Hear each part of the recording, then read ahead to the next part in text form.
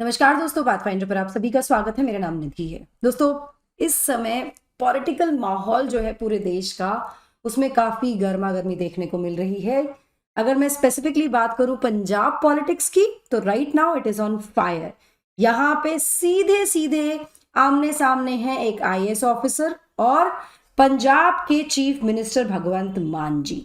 यहाँ मैं आपको बता दूं कि आईएएस ऑफिसर सिद्धू ने ज्वाइन कर ली है बीजेपी, जिसके बाद उनके रेजिग्नेशन से संबंधित जो कंट्रोवर्सी है उसने जन्म ले लिया है। और ये कंट्रोवर्सी काफी बढ़ गई है जब भगवंत मान जो सीएम हैं पंजाब के, उन्होंने रेजिग्नेशन को एक्सेप्ट करने से फिलहाल मना कर दिया।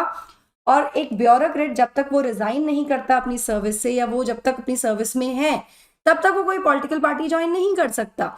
इसके चलते ये पूरा का पूरा जो विवाद है ये उत्पन्न अब हो गया है।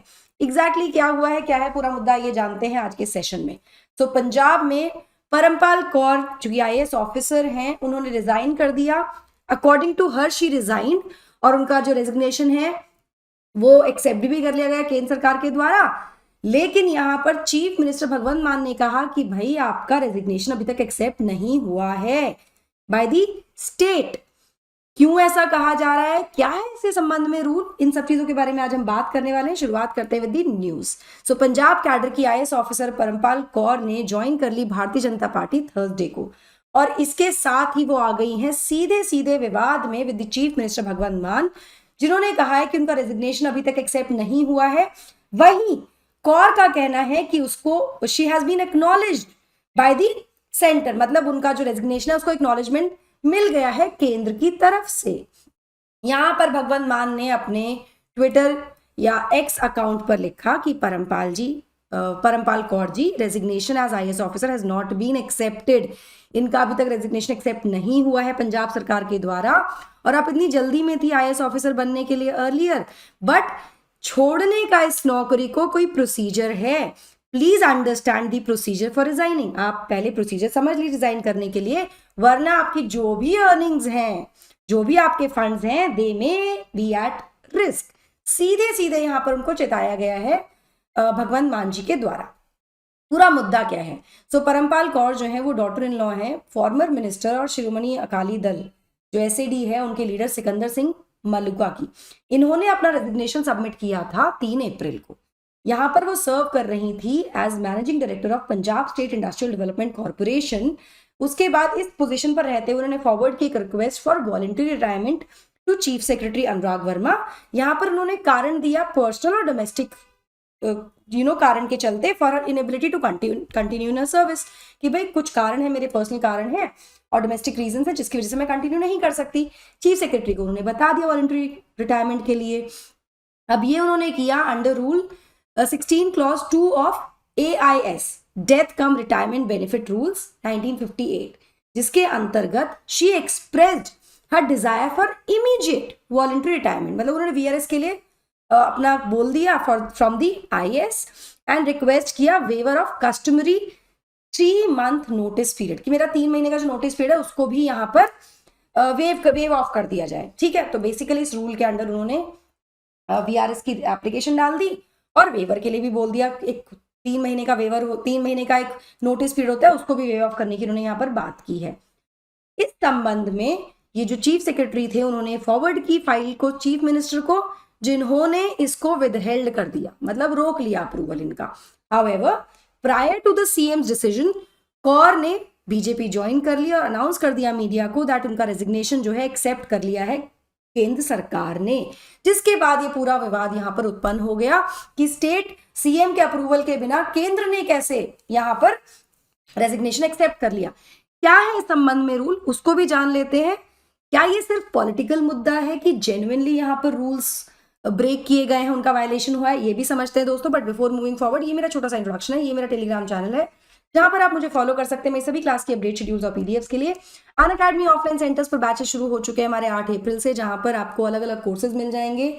इन कोर्सेज में आप एनरोल कर सकते हैं सेंटर विजिट करके भी, या फिर एनरोलमेंट के लिए आप इस QR कोड को स्कैन करके मेरा ये कोड यूज करेंगे, एनरोल कर लेंगे और 40% डिस्काउंट भी मिल जाएगा।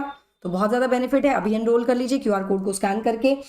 साथ ही मैं आपको बता दूं हमारे ऑफलाइन सेंटर्स जो है वो दिल्ली में मुखर्जी नगर करोल बाग में है, यूपी में वो प्रयागराज में एक सेंटर है हमारा, जहाँ पर आपको मल्टीपल कोर्सेज के साथ साथ कुछ और भी फीचर्स मिलते हैं, जैसे 1-on-1 mentorship, educated doubt solving session, current affair classes मिलती हैं, free wifi and library facility भी आपको यहाँ पर प्रोवाइड की जा रही है।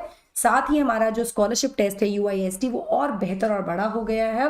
ये अल्टीमेट स्कॉलरशिप टेस्ट होने वाला है UPSC CSC के लिए, जिसमें क्वेश्चंस को क्यूरेट किया है टॉप एजुकेटर्स ने। यहाँ पर आप ना केवल स्कॉलरशिप जीत सकते हैं बल्कि गिफ्ट्स भी जीत सकते हैं from a pool of ₹1 crore. इतना बड़ा ये पूल है जहाँ पर मुझे लगता है बहुत सारे जो एस्पिरेंट्स हैं उनको यहाँ पर स्कॉलरशिप मिल सकती है, गिफ्ट्स मिल सकते हैं। गिफ्ट्स आप देख ही रहे हैं अपनी स्क्रीन पर, यहाँ you can get laptop, smartphone, gift vouchers etcetera. ये होने वाला है 14 अप्रैल को सुबह 9 बजे।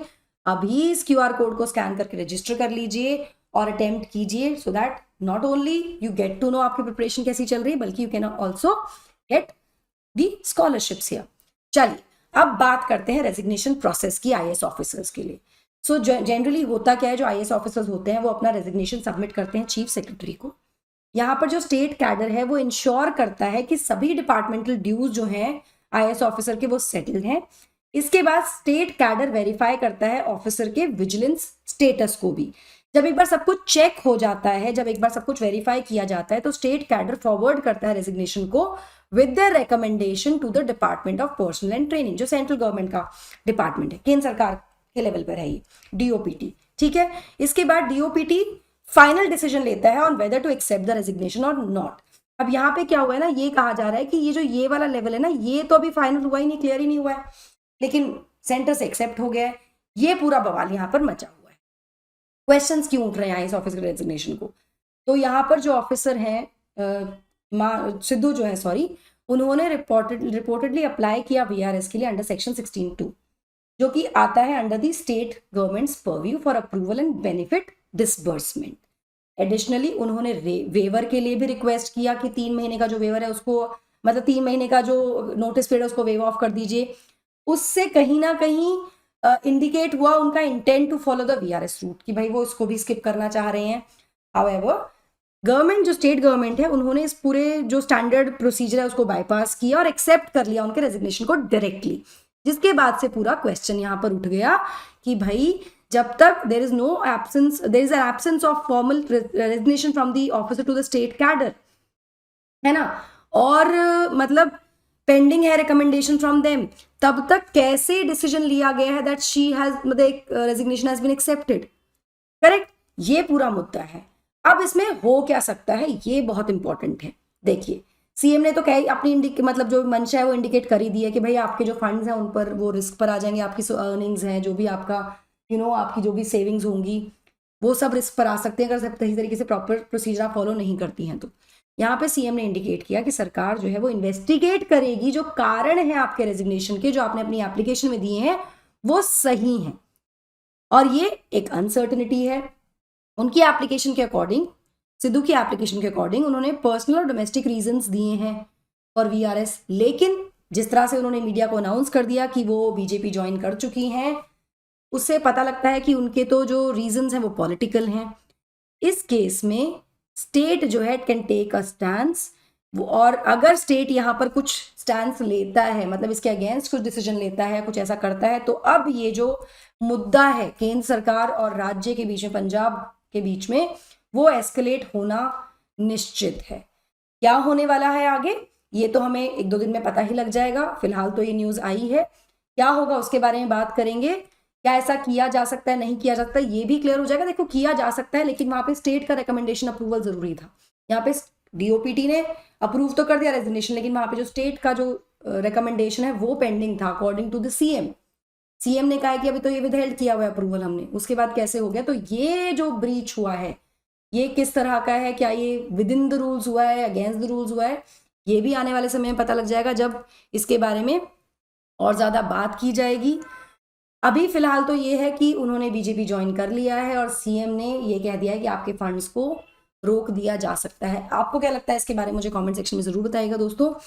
साथ ही अगर आप UPSC प्रीलिम्स 2024 की तैयारी कर रहे हैं और आप स्ट्रैटेजी ढूंढ रहे हैं, तो आपको कहीं और जाने की जरूरत नहीं है, क्योंकि उसके लेकर आ गए हम आपके लिए एक पॉडकास्ट सीरीज, इसका लिंक आपको डिस्क्रिप्शन बॉक्स में मिल जाएगा। यहाँ ना केवल आपको 2024 प्रीलिम्स को क्रैक करने की स्ट्रैटेजी मिलेगी, बल्कि पूरे यूपीएससी सीएससी प्रिपरेशन को लेकर आपके जो भी डाउट्स कंफ्यूजन है वो क्लियर कर दिए जाएंगे हमारे जो पैनलिस्ट हैं उनके द्वारा.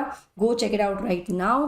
That will be all from my side. I hope you like the session. Do not forget to like, share and subscribe to the channel, and also hit the bell icon so that you get notifications about our latest update.